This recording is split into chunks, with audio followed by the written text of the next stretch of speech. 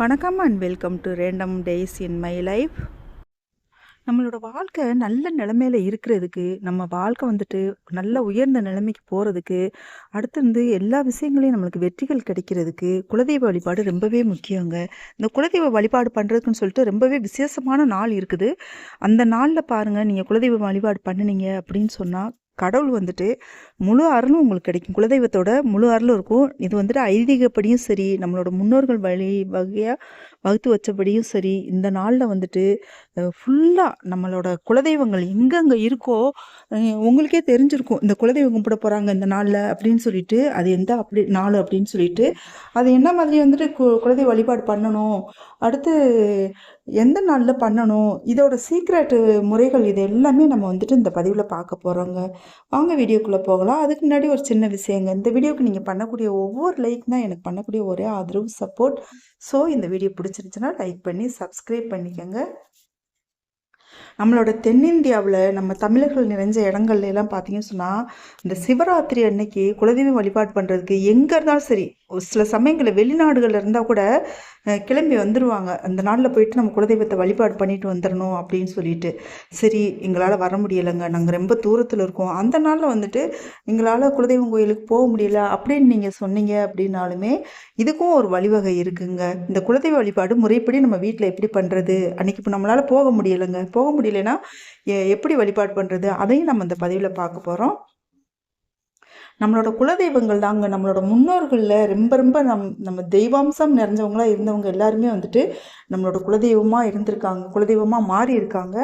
அந்த முன்னோர்கள் பார்த்தீங்கன்னு சொன்னால் நம்மளுக்கு நல்லது மட்டும்தான் செய்வாங்க. இதே பாருங்களேன், நம்ம அம்மாவே இருக்காங்க, நம்ம அவங்க மனசு நோகும்படி பண்ணுறோம், ரொம்ப மன வேதனைப்படுத்துகிறோம் அப்படின்னு சொன்னால் அவங்களே மனசு நொந்து நம்மளுக்கு நீலாம் நல்லா இருப்பியா அப்படின்னு கூட கேட்டுருவாங்க. நிறைய பேர் பார்த்துருக்கேன். ஒரு சில வீடுகளெல்லாம் குடிச்சிட்டு வந்துட்டு அம்மாவை போட்டு அடிக்கிறது, மனைவி பேச்சை கேட்டுட்டு அம்மாவை துரத்தி விடுறது, சாப்பாடு போடுறதுல இப்படிலாம் வந்துட்டு நிறைய பேர் கொடுமைப்படுத்துகிறாங்க.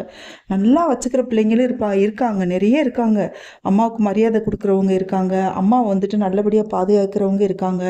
அதே சமயத்தில் இந்த மாதிரி பிள்ளைங்களும் இருக்காங்க. அப்போல்லாம் பார்த்தீங்கன்னு சொன்னால், எனக்கு தெரிஞ்ச ஒரு அம்மா இருக்காங்க. அவங்க பையன் எப்போ பார்த்தாலும் போட்டு குடிச்சிட்டு வந்துட்டு காசு கேட்டு அடிக்கிறது, எல்லாத்தையும் பறிச்சுட்டு போகிறது. ஒரு தடவை தாலி செயினே அத்துட்டு போயிட்டான் அந்த பையன். தாலி கயிறு தான் போட்டிருந்தாங்க, அந்த கயிறில் வந்துட்டு சின்னதாக ஒரு தாலி போட்டிருந்தாங்க, அதை கூட அத்துட்டு போயிட்டான். அப்போ தான் அந்த அம்மா என்ன சாபம் விட்டாங்க தெரியுமா, நீலாம் நல்லா இருப்பியாடா, நாசமாக போயிடுவாடா அப்படின்னு சொல்லிட்டு சாபம் விட்டாங்க.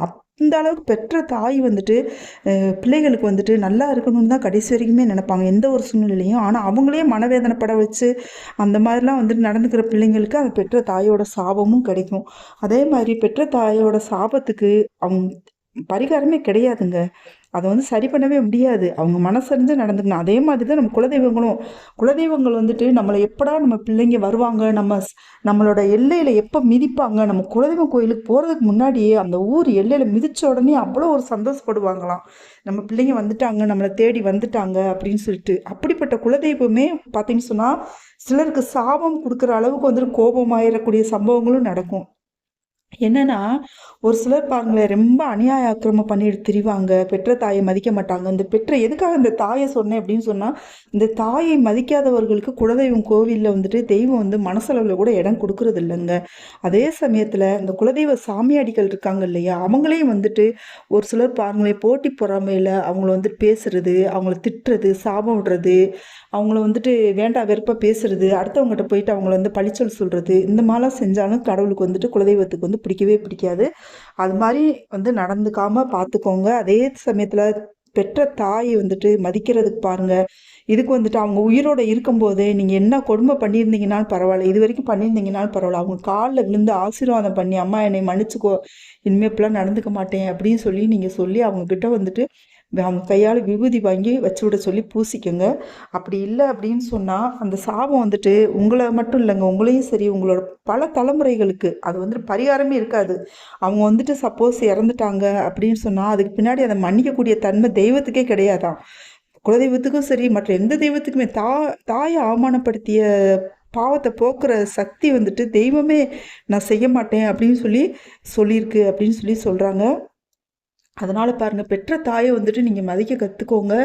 அவங்களுக்கு வந்துட்டு ஒண்ணும் இல்ல. சும்மா ஒரு 4 அன்பான 4 வார்த்தை தினம் பேசினாலே போதும். பெருசாலாம் நீங்க ஒண்ணும் செய்ய வேண்டியதில்ல. அன்பான வார்த்தையிலே அவங்க வந்து மகிழ்ந்து போயிருவாங்க. மரியாதை குடுங்க. அடுத்தவங்களுக்கு இடம் குடுக்காதீங்க. எப்பவுமே வந்து அவமானப்படுத்தாதீங்க. முக்கியமா அடுத்தவங்க முன்னாடி இந்த மாரிலாம் செஞ்சுக்கோங்க. அடுத்து பார்த்தோன்னு சொன்னா, குலதெய்வம் கோயிலுக்கு இந்த சிவராத்திரி அன்னைக்கு நீங்க பார்த்தீங்கன்னா தெரியும். அப்படியே லாரி கட்டிட்டு சொந்தம், பந்தம், பங்காளிய இவங்கெல்லாம் சேர்ந்து போவாங்க. இது வந்துட்டு குலதெய்வத்துக்கு ரொம்ப பிடிக்குமாம். இது மாதிரி எல்லாரோடையும் சேர்ந்து பங்காளிகளோட சேர்ந்து சொந்த பந்தங்களோட சேர்ந்து குலதெய்வ வழிபாடு பண்ணக்கூடிய மக்களை வந்துட்டு அவ்வளோ சந்தோஷப்படுமா குலதெய்வம், அவ்வளோ மனசு மகிழ்ந்து அவங்களுக்கு வந்து ஆசீர்வாதம் பண்ணுமா.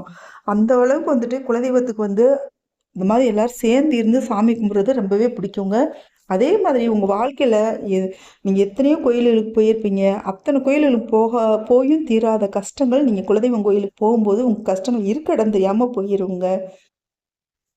அதாவது குலதெய்வ வழிபாடும் சரி, முன்னோர் வழிபாடும் சரி, நம்ம திதி தர்ப்பணம் திவசம் இதெல்லாம் குடுக்குறோம் இல்லையா? அப்படி செய்யாதவங்கள பாருங்க, குலதெய்வ வழிபாடு முறைப்படி செய்யணும். செய்யல அப்படின்னு சொன்னா, இந்த எந்த தெய்வமுமே சிவபுராணத்திலயும் சரி, விஷ்ணு புராணத்திலயும் சரி இருக்குங்க. என்னோட எல்லைக்கே நீ வர வேண்டாம் அப்படின்ற மாதிரி இருக்கு. நான் உனக்கு வந்துட்டு எந்த ஒரு இதுவும் தரமாட்டேன். நீ எந்த ஒரு அருளும் தரமாட்டேன் அப்படிங்கிற மாரி. அதனால பாருங்க, இந்த குலதெய்வ வழிபாடு ரொம்ப ரொம்ப முக்கியங்க. இந்த குலதெய்வ வழிபாடு பண்ணாதவங்களையும், முன்னோர் வழிபாடு பண்ணாதவங்களையும் எந்த தெய்வமுமே ஏத்துக்கிறது கிடையாது. அதே மாரி தாயை அவமதிக்கிறவங்களையும் வந்து எந்த தெய்வமுமே ஏற்றுக்கொள்வது கிடையாதுங்க. அந்த சிவராத்திரி அன்னைக்கு நீங்க கோயிலுக்கு போறீங்க இல்லையா? அன்னைக்கு போயிட்டு உங்களுக்கு வந்துட்டு பூக்கள் பூக்கள், மாலைகள், விளக்கு போடுங்க. கட்டாயமா வந்து நெய் விளக்கு போடுங்க. அப்படி உங்களுக்கு வசதி இல்லைன்னா நல்லெண்ணெய் விளக்கு போடுங்க. உங்களால என்ன பண்ண முடியுமோ உங்க வசதிக்கு தகுந்த மாரி, உங்க தெய்வத்துக்கு தெரியும் இல்லையா? நீங்க இப்ப என்ன மாதிரியான நிலைமையில இருக்கீங்க? கஷ்டப்படுறீங்களா? நல்லா வசதியா இருக்கீங்களா? அப்படின்னு சொல்லிட்டு உங்க தெய்வத்துக்கே தெரியும் இல்லையா? நம்ம சொல்லிலாம் தெரிய வேண்டியதில்ல.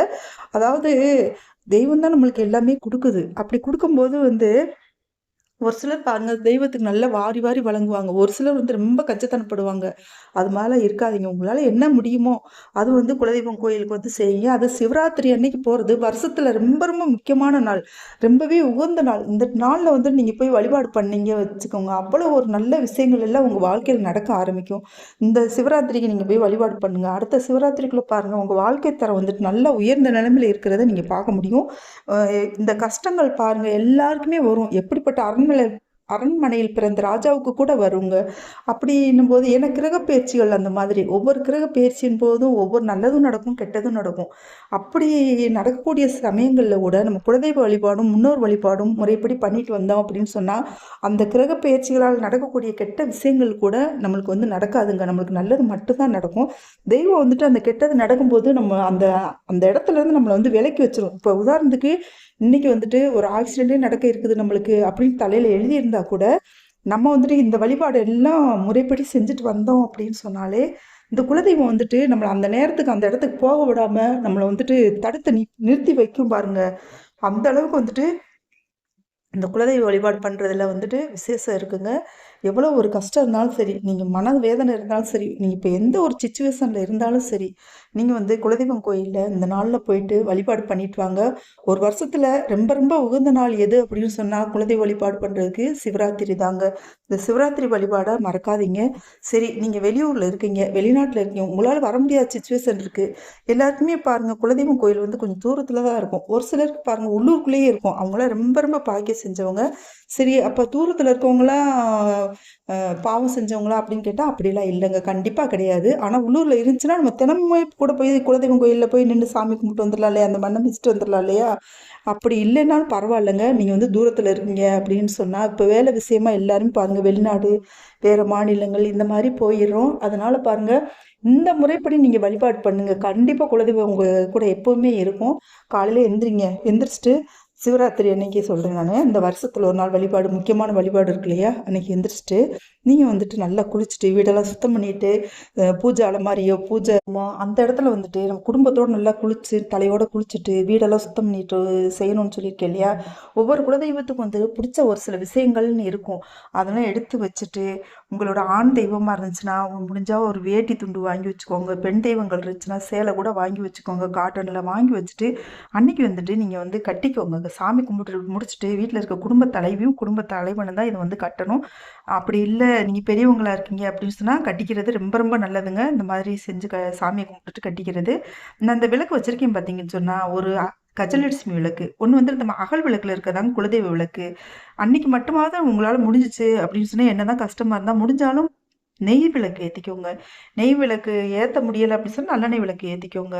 இந்த இன்னொன்னு வச்சிருக்க வந்து குபேர விளக்குங்க. 3 விளக்கு வச்சிருக்கேன் இல்லையா? ஒரு நாளைக்கு வந்துட்டு முடிஞ்ச வரைக்கும் 3 விளக்கு ஏத்துறது ரொம்ப நல்லதுங்க. இந்த மாரி ஏத்திக்கிறது. அதுமாரி மனசுருகி வேண்டிக்கங்க. தெய்வமே என்னால வர முடியல. உன்னோட எல்லைக்கு வர முடியல. என்னைய வந்துட்டு மன்னிச்சு ஏத்துக்கோ. என்னோட வழிபாட்ட ஏத்துக்கோ. நீ வந்துட்டு என்னால முடியிறப்ப கட்டாயமா வர்றேன். தூரத்துல இருக்கேன். இந்த சிச்சுவேஷன் உனக்கு தெரியும் இல்லையா? அதனால வந்து நான் வழிபாடு பண்றத ஏத்துக்கங்க தெய்வமே! அப்படின்னு சொல்லிட்டு மனசுருகி வேண்டிக்கங்க. ஏதாச்சும் நெய்வேத்தி வச்சுக்கோங்க. முடிஞ்ச வரைக்கும் பொங்கல் வச்சுக்கோங்க. பொங்கல் செஞ்சு வச்சுக்கிட்டு குலதெய்வ வழிபாடு பண்ணிக்கங்க. நீங்க குலதெய்வம் கோயிலுக்கு போறீங்க அப்படின்னு சொன்னா, நீங்க வந்து பொங்கல் வைக்கலாம். அடுத்து சாமிகளுக்கு மாலை வாங்கிட்டு போலாம். பூக்கள் வாங்கிட்டு போகலாம். ஒவ்வொரு குலதெய்வத்துக்கு ஒரு தனிப்பட்ட முறையில வந்து புடிச்சது அப்படின்னு மாரிலாம் இருக்கும். உங்களோட முன்னோர்கள் வழி வழியா செஞ்சுட்டு இருப்பாங்க. உங்க குலதெய்வ சாமி அடிகள், அங்க கோயில்ல சாமி கும்பிடுறவங்க எல்லாரும் அத கேட்டு தெரிஞ்சுக்கிட்டு அதன்படி செஞ்சுக்கோங்க. ஆனா மாலை வாங்கிட்டு போறது, பூ வாங்கிட்டு போறது, பொங்கல் வைக்கிறது, இது எல்லாமே பொதுவான ஒரு வழிபாடு. எல்லாருமே செய்யலாம். இது வந்துட்டு இந்தந்த தெய்வத்துக்குன்னு தனித்தனியாலாம் கிடையாது. எல்லாருக்குமே செஞ்சுக்கோங்க. கட்டாயம் இந்த குலதெய்வம் கோயிலுக்கு போனீங்க அப்படி சொன்னா சந்தனம் வாங்கிட்டு போங்க. சந்தனம், குங்குமம், விபூதி இது 3 கட்டாயமா வாங்கிட்டு போங்க. அங்க வந்து பெண் தெய்வங்கள் இருக்காங்கன்னா குங்குமமும் வாங்கிட்டு போங்க. குலதெய்வத்துக்கு ரொம்ப பிடிச்சது இந்த சந்தனம், விபூதிங்க. அதனால பாருங்க, நீங்க எவ்வளவு அதிகப்படியா வாங்கிட்டு போறதா இருந்தாலும் வாங்கிட்டு போகலாம். வாங்கிட்டு போய் எங்க குலதெய்வம் கோயில்ல குடுத்துருங்க. வர்றவங்களுக்கெல்லாம் குடுக்குறது ரொம்ப நல்லது. அதுவும் நம்ம தலைமை தெய்வங்கள், ஒரு சில தெய்வங்களுக்கு பார்த்தீங்கன்னா சந்தனம் ரொம்ப பிடிக்கும். அதனால முடிஞ்ச வரைக்கும் சந்தனம் வாங்காம போகாதீங்க. சந்தனம் வாங்கிட்டு போங்க. இந்த மாதிரி மனசுரிய நீங்க அன்னைக்கு வந்து சிவராத்திரி அன்னைக்கு உங்களால கோயிலுக்கு போக முடியல அப்படின்னு சொன்னாலும் பரவால்ல. நீங்க வந்து கோவில்ல போய் இருந்துட்டு, அ வழிபாடு பண்றத வீட்லயே கூட பண்ணலாம். பாருங்க, அன்னைக்கு வந்து ரொம்ப ரொம்ப முக்கியமான நாள். இந்த நாள வந்து தவற விட்டுறாதீங்க. ஏன்னா, இந்த வருஷத்துல வரக்கூடிய இந்த அபூர்வமான நாள் வந்துட்டு ரொம்ப ரொம்ப நம்ம வாழ்க்கையில வந்து குலதெய்வ வழிபாடு பண்றதுக்கு உகந்த நாளுங்க. இந்த வீடியோ புடிச்சிருந்துச்சுன்னா லைக் பண்ணி சப்ஸ்கிரைப் பண்ணிக்கங்க. உங்களோட ஃப்ரெண்ட்ஸ் அண்ட் ஃபேமிலிக்கு ஷேர் பண்ணுங்க, லைக் பண்ணுங்க. உங்களோட கருத்துக்கள கமெண்ட்ல தெரியப்படுத்துங்க. Thank you so much. Take care. Bye.